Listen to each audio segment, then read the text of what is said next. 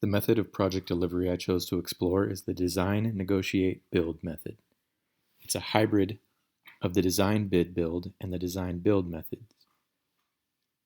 In this method, the owner holds separate contracts with the architect and the contractor, but the owner is allowed to privately select a contractor instead of being required to select the lowest qualified bidder. This allows for collaboration in the design phase. In the hybrid model, the owner holds contracts with both the contractor and the architect, and the contractor and the architect are able to collaborate. The contractor holds contracts with the individual subcontractors.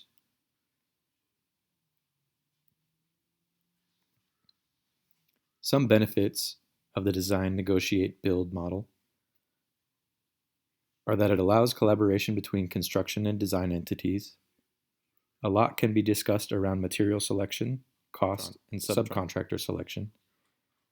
It allows the owner to bring on a contractor that they may have an existing relationship with, or one that is recommended by the architect instead of selecting the lowest qualified bidder. This method is good for projects with unique requirements or design features.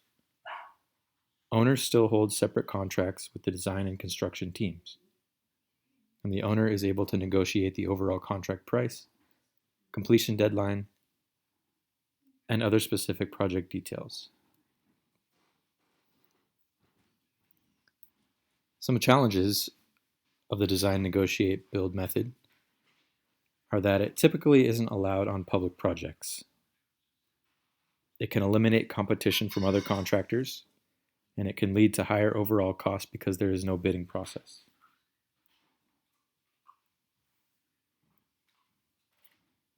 An ideal project for a design, negotiate, build would be a private client who has some unique needs.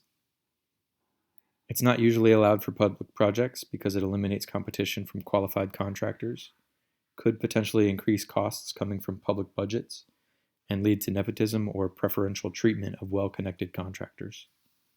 One specific example is the Stanley Center for Peace and Security in Muscatine, Iowa.